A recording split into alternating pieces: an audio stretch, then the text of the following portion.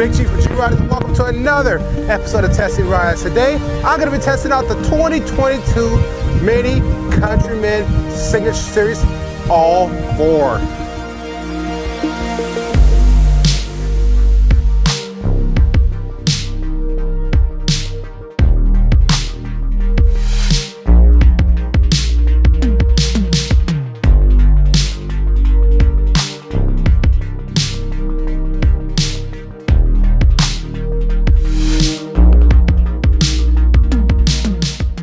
Welcome to the 2022 Mini Countryman. The second generation of the Countryman was introduced for the 2017 model year, and this car has benefited greatly from going on that UKL2 platform that underpins a lot of BMW's front-wheel drive platform vehicles. So, for the 2020 model year, the Countryman got a facelift that added some new styling cues and added some new features inside on the interior and exterior.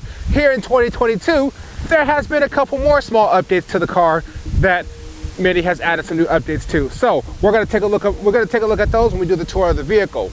This is the 2022 Mini Countryman All4 Signature Series, and this Mini Countryman comes standard with a inline 3-cylinder turbocharged, making 136 horsepower and 162 foot-pounds of torque. Because this is a all-wheel drive small crossover, this does weigh about 3,600 pounds. With that 3,600 pounds and the 8-speed gearbox, this car does get 23 in the city, 30 on the highway. With how slow this car is, yeah, spoiler alert, it's very slow because it only has 134 horsepower. That gas mileage is not great. And honestly, I would like to see something better if you're gonna have this low amount of horsepower. Because that's about average fuel economies that, like, 180 horsepower CX-5s get. And basically everything else in that class. So this is the 2021 Mini Countryman Signature All4, and the Signature Series is the middle of the line of the Mini Countryman lineup. Whether you're getting the base Countryman, the Countryman S, or even all the way up to the JCW, the Signature is the middle line. And I think if you are buying this car, you should buy no less than the Signature Series, because the Signature Series comes standard with heated seats, comfort access with the keyless system when you get on the inside. And now for the 2022, it comes standard with these really nice, awesome full LED headlights, tail lights, and fog lights, and turn signals. Let's turn those on real quick.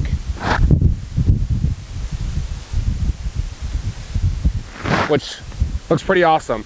I think, me personally, I'm really glad they put this standard package on this car, because if I was buying this car myself, I would absolutely option it, because it makes this car look so much better, and it gives very good visibility at night. So, with that said, let's go ahead and take a tour around the vehicle to see how things look for the 2022 model year. Welcome to the exterior tour of the 2022 Mini Countryman. So taking a look around the front. So for 2020, like I said, the Mini Countryman received a facelift, and I think it looks about the same that it did before, but they made some small updates to the front to make it look way more aggressive. And I'm glad for the 2022 model year they made these LED headlights and signals and fog lights all standard for this 2022 model. Walking to the side, the Countryman is basically all the same. They changed the kind of the shape of the mirrors back for the 2020 model year, and I reviewed the 2020 model year, so if you want to go back a little bit more, you can take a look at that video. And there's actually the same spec as the one I reviewed before in the Signature Series. But coming around the back, we notice some more of the small styling changes to the rear. So the 2022 Countryman has the Union Jack taillights as well. So the brake lights and the turn signals, see if I can get it to do it again, light up kind of the shape of the British flag, the inside of the British flag, and then the outside of the taillights light up like the background of the British flag. I think it looks pretty awesome. And then as you see in the back there, it does have the Countryman kind of stamped onto the back there with the little Cooper up there. From here, it kind of looks like a different font, so it's kind of busy in the back. I wish they would have used the same font, because to be honest with you, if this was my car, I would just debadge it all and just have nothing on the back, because I understand Mini has to differentiate all of the models, but I think it's just a little bit more competitive, all of the different badges there on the back. And then you got your nice little single exhaust pipe showing that this is one of the three-cylinder turbo models. Also, you got your nice parking sensors. Your gas doors on the passenger side, which is always nice because I know here in Oregon we still fill our gas up, and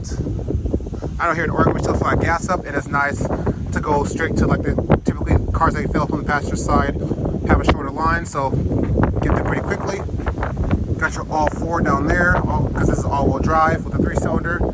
But overall, the exterior of the 2022 Mini Countryman looks pretty nice. I actually haven't talked about this, and I didn't even get a chance to shoot the video on it before I got rid of it, but I did used to own a 2012 R60 Mini Countryman, and that was a fun car to drive, but I got rid of it because it was a Mini before the BMW engine, so I had a lot of issues with it. So, you know, it's kind of nice to return to another Mini Countryman. All right, with that said, let's go ahead and hop in and see what it's like. All right, so getting in the Mini Countryman, got your typical Mini key, unlock, and hop on inside. Sorry, it's a bit windy out here.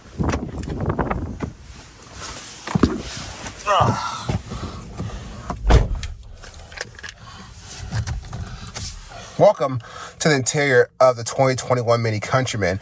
And some of the updates that I'm noticing are really big inside. So everything basically looked the same interior wise as the previous models that I reviewed, the previous F60s that I reviewed. But if I turn it on,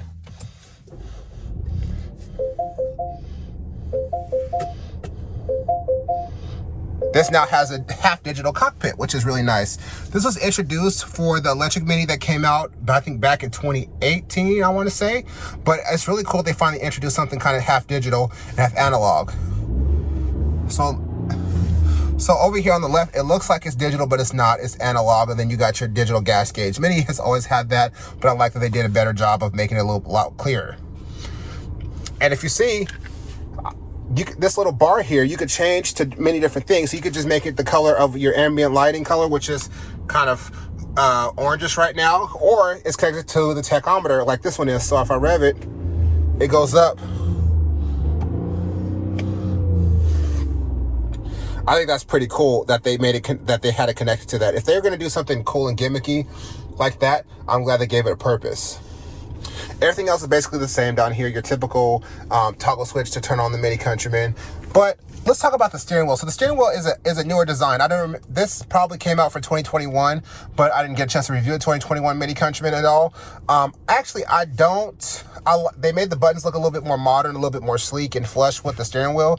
And actually, I don't love it, to be honest with you, because when you're grabbing the steering wheel when you're doing some kind of spirited driving, not like you're going to be doing a bunch of spirited driving in this particular car, but I noticed I tapped the volume buttons quite a bit, which was really annoying when I was trying to grip the steering. So I have kind of big hands, so when I grip the steering wheel, I grip it kind of right here, so the palm of my hands hits the volume button, which is really annoying.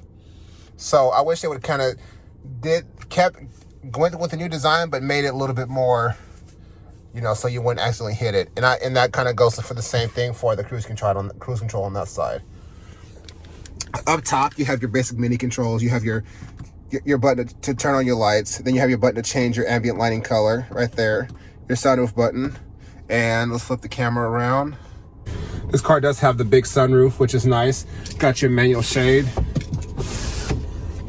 And then also there's one in the back here as well, which is nice. But pretty spacious in here. Like, you guys know I'm a big dude, and I have plenty of headroom, plenty of shoulder room, plenty of leg room, and overall it's just a really nice interior to be. I'm not going to go too much in detail in the interior of this car, because this car has, even though it's a 2022 model year, this generation of the Countryman has been out since 2017, and I think I reviewed probably about 3 different model years of this car. So if you want to go into more of a detail, go take a look at my 2020 model year review of this car. But for the most part, I like the interior of the Mini. I think it's just quirky enough, and I think Mini did a pretty decent job on it. And fit to finish is decent. Like, there are some cheap plastic things in here, but this is a $35,000 car. This is stemming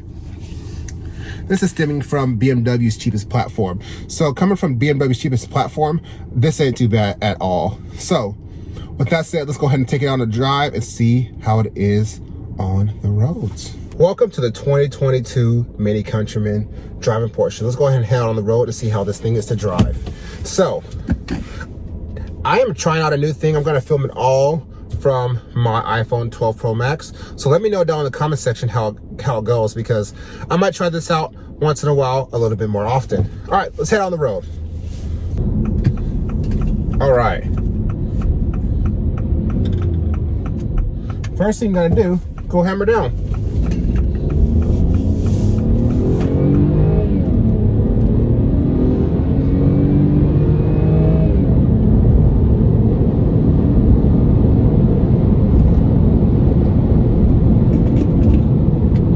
Oh my goodness. So the first thing that I noticed about this 2021, sorry, not 2021, 2022, sorry, it's kind of hard not to do that. But first thing I noticed about this 2022 is the fact that it is painfully slow. Oh my goodness, this car is slow. So with this car weighing 3,500 pounds and having 136 horsepower, this makes for a 0 to 60 time from Mini's website at 9.4 or 5 seconds. That is absolutely unacceptable for a Mini. I mean, understand that this particular car, this particular model is not like the enthusiast model or anything like that, but mid 9 second quarter mile, come on Mini. Like, and this car costs like 35 grand. 35 grand for a car that does 0 to 60 in 9.5 seconds. That's kind of ridiculous. So like, Mini has no business selling this engine in the all-wheel drive 3,600 pound version of this car. I think the smallest engine that you should be able to get in this car is the turbocharged 4-cylinder. I think they should detune it a little bit. They should do like 180 horsepower version, and then like a 230 horsepower version of this car, and then up to the JCW. So like, you know, the 3-cylinder turbo is way too small for this car, but I know that petrol powered engines are kind of on their way out anyway. So like, we'll probably see like Mini's probably gonna go all electric with these cars at some point. But like, while they're still selling a gas one, this 3-cylinder turbocharged with no hybrid assist or anything is not the way to go. Or if they want to keep selling this 3-cylinder motor, they need to throw a hybrid assist on here for the standard model, because this is absolutely ridiculous. So getting over the way this car accelerates, you know, this is a very good car to drive. So the Mini Countryman has the DNA of being a Mini. So it has the go-kart-like handling. The steering's really quick and really smooth. The suspension, this car is pretty comfortable to drive. The chassis gives you some confidence when you go into corners, especially with this car being all-wheel drive. These stock tires that are on it aren't doing any favors, but I can tell beyond the tires, this is a great handling car without it having a terrible ride. I think this Mini Countryman handles just as well as all the Mini Countrymans that I reviewed in the past. And I've reviewed a lot of Mini Countrymans. Hell, as I just told you guys, I even owned one. I owned a 2012 Countryman All4. Like I just told you guys, I owned a Countryman All4, the S model from the R60 generation, which, if you like Countrymans, I would avoid that one unless you are a mechanic or have a mechanic on retainer, because that car was a nightmare to own. But beside the point, but I'm sure these BMW chassis Minis are much better, because I know BMWs are not always known for their reliability, but modern BMWs are pretty good nowadays with the reliability. I even bought a modern BMW. I just got a 2014 BMW 328i GT. So I'll be filming a video on that pretty shortly as well. So back to talking about this Countryman. This Countryman is a very nice car. It's so comfortable to drive. You guys know I'm a big dude, over 6 feet tall, over 350 pounds, and I sit right in this car, and it's very comfortable. Like, and you know, I got plenty of head space, plenty of shoulder space, plenty of leg room, and like the back seat space is not great, but it's also not bad for a car of this size. You know, you got this big giant glass sunroof up here, which offers a lot of natural light in the car, which I love. It makes this car feel a lot more spacious, a lot bigger, a lot more spacious than it actually is. As you guys are kind of seeing the movement of the camera, this car does have a pretty decent ride. It's not too stiff, but it's stiff enough for it to handle well. And you know, when driving a car that handles well, you got to have a little bit of ground clearance. And with this being like a small crossover, this definitely does handle well with this kind of semi-sporty-ish suspension. And I know that you can get a sportier suspension on this car because I know you can get adaptive dampers and something like that, but that's definitely on a faster model, because honestly this car is not fast enough to even need anything like that to be 100% real. And I don't think Mini even offers anything like that on any of these 3-cylinder models. So, you know, things have changed quite a bit since I reviewed the first Mini Countryman. There's a lot more SUVs in this class, this kind of subcompact, premium level crossover. And I've driven a lot of them, to be honest with you. I've driven a lot of them on and off camera. And honestly, the Mini is the one that has the most personality. It's quirky. It's a Mini.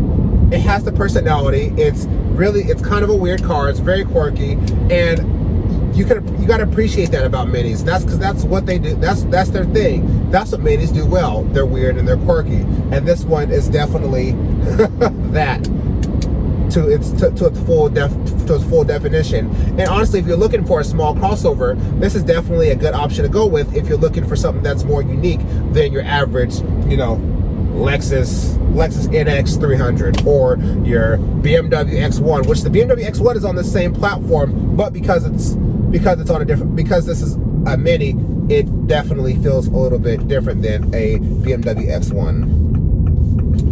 Though, please avoid this base engine because it is absolutely horrible. 136 horsepower. I can't stress that enough, and I can't stress that Mini has no business selling this engine in, you know, a 3,600 pound car. I know other markets may get this car and other BMWs that weigh the same weight, but like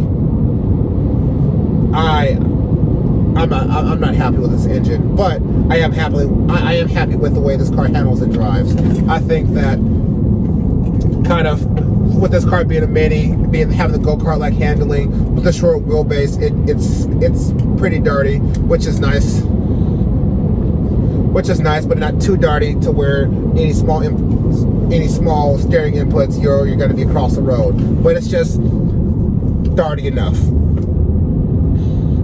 Overall, I really like this 2022 Mini Countryman. It's a very nice car to drive. It's comfortable. It looks good. It's quirky. It has a pretty decent amount of features.